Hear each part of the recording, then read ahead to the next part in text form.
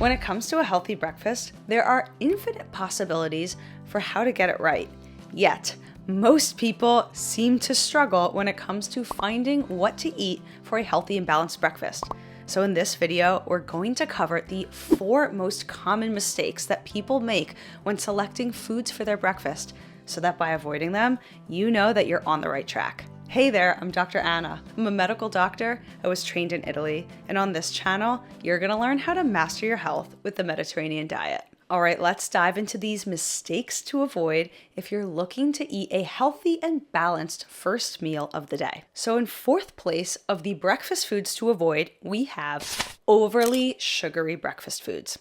So these are going to be the typical things that people are eating if they're in a cafe or at some kind of a coffee shop.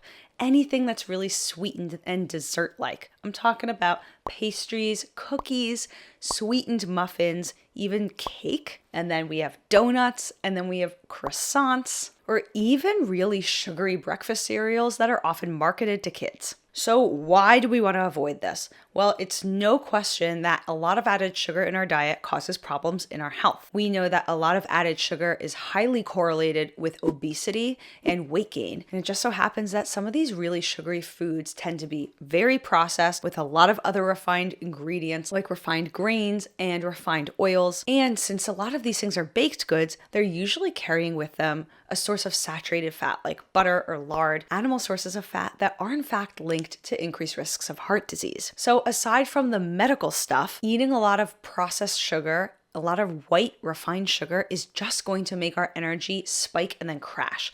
What's actually happening inside of our body when that happens is that as we're eating all of this added sugar, it gets quickly released into our bloodstream, which is causing our pancreas to work really hard to produce a lot of insulin. So the blood sugar spikes, and then we get this insulin spike.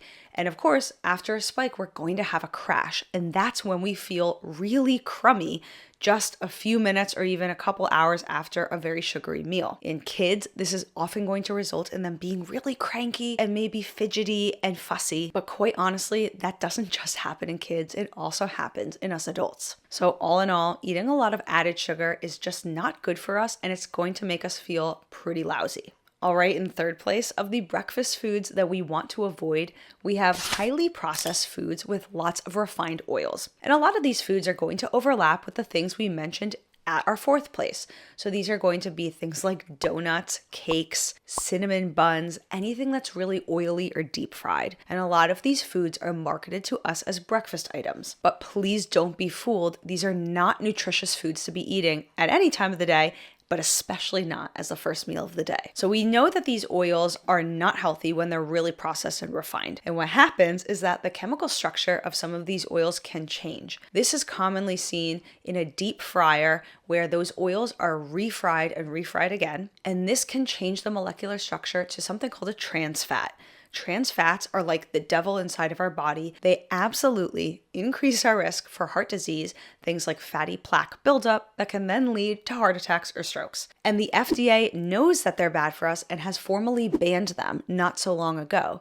Yet, they can still be found in foods because when we have deep fried foods, that oil can still get altered to create a trans fat. So we need to be aware of this, and we need to understand that eating lots of these foods will probably cause consequences on our health. So if we're interested in eating a healthy diet and we're trying to follow a Mediterranean approach to eating, these kinds of oily processed foods are just a no-go when it comes to our breakfast. And another point about this is that when we're eating foods that have a lot of added oil and processed oil, they're going to be very calorie dense. They're going to provide a lot of calories to our body. Usually those calories are devoid of nutrients that are really healthy for us.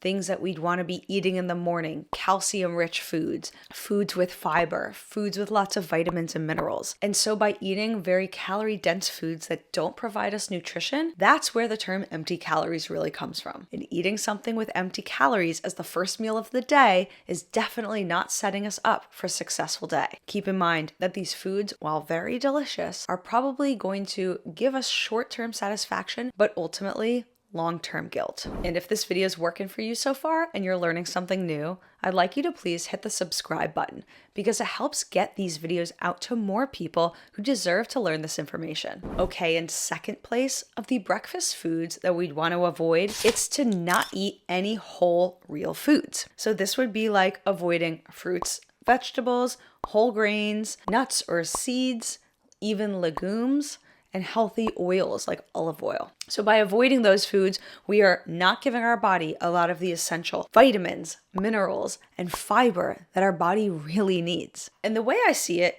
is the following.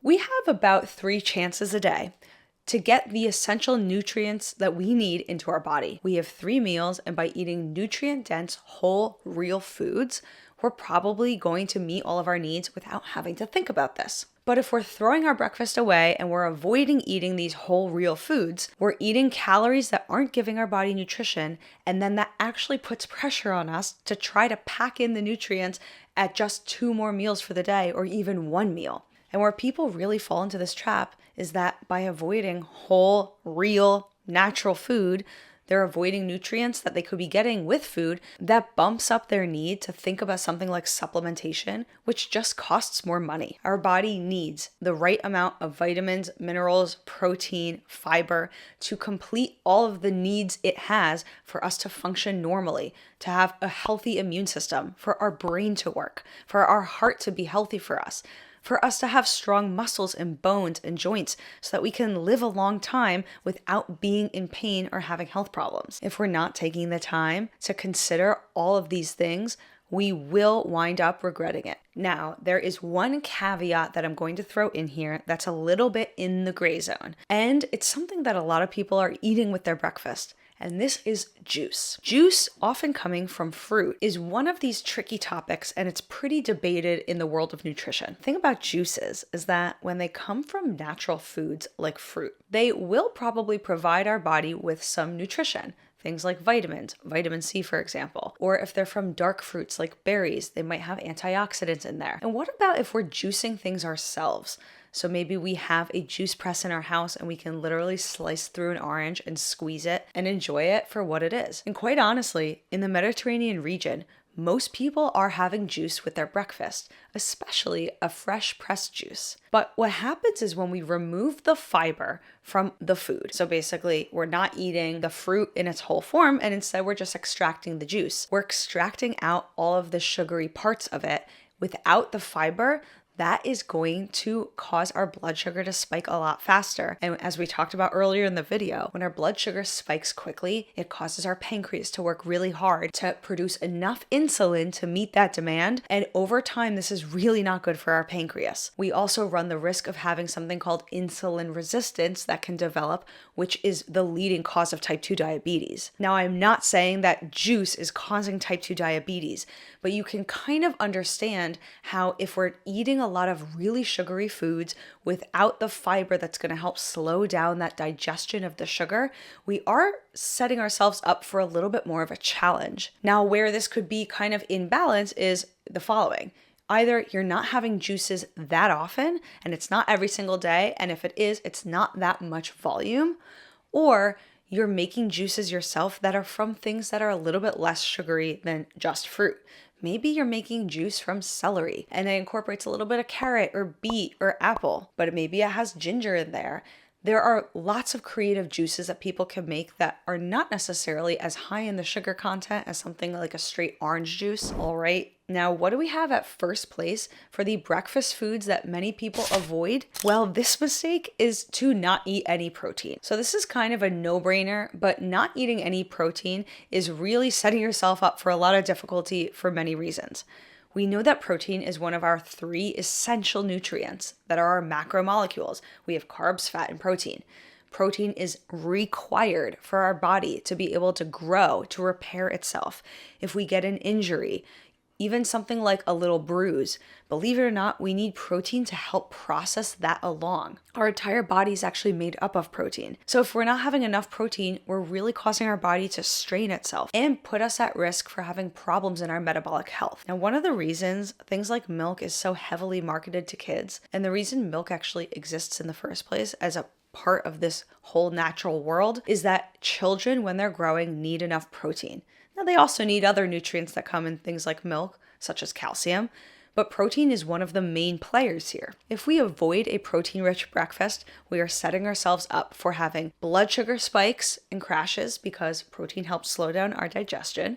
We're setting ourselves up for not having the body as strong as it can be. We're setting ourselves up for not having a good amount of growth and repair in our body at times when we need it the most, like in our adolescence, or if we're pregnant, or if we're trying to build muscle in the gym. And believe it or not, there's a lot of research now coming out about low protein in middle-aged and older adults, putting older adults at higher risk for frailty and things like falls and fractures, and even problems with our brain. Protein is just essential at all stages of life, and most folks are not getting enough. So now, if you're still with me in this video, comment and share below with us.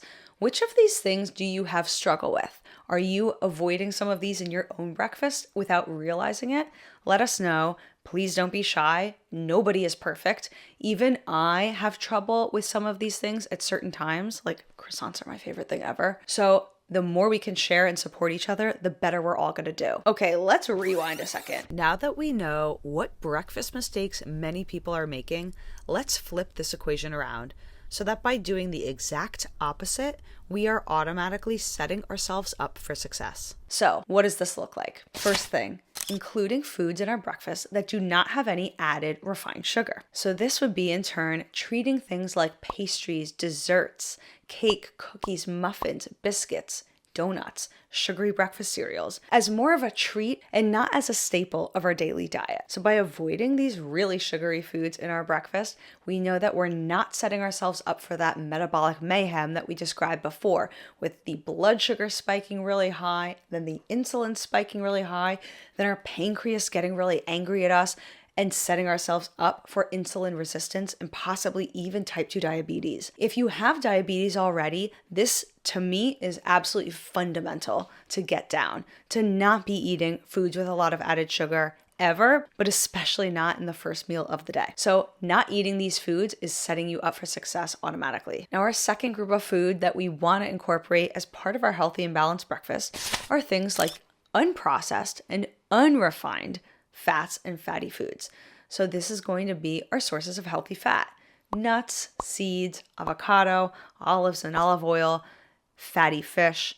Any of those types of foods are really common in the Mediterranean diet, and it's part of what makes the Mediterranean diet so healthy for us. If we're eliminating the very processed, very refined oily foods, and instead we're eating foods that are full of natural healthy fat, then we are definitely giving our body the nutrition it needs. All right, third group of foods that we are going to want to incorporate are whole, natural, real food that comes directly from nature. The easiest way I can think about this is that if you see the food and it looks exactly the way it did when it came off of the tree, the shrub, the vine, or the plant, or the animal itself, then that's the kind of food you want to be eating most of the time, if not all of the time. So of course, we're talking about whole vegetables, whole fruits, nuts and seeds, whole grains, whole form legumes, beans and lentils. And then we have eggs and dairy products, things that are derived from milk but made into healthy foods like yogurt.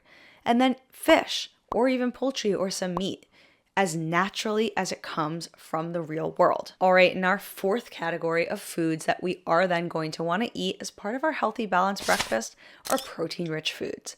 And the Mediterranean diet is so abundant in healthy sources of protein. We're going to be incorporating things like protein-rich yogurt, like a Greek yogurt, and healthy cheeses, and nuts and seeds and whole grains that can provide our body some protein.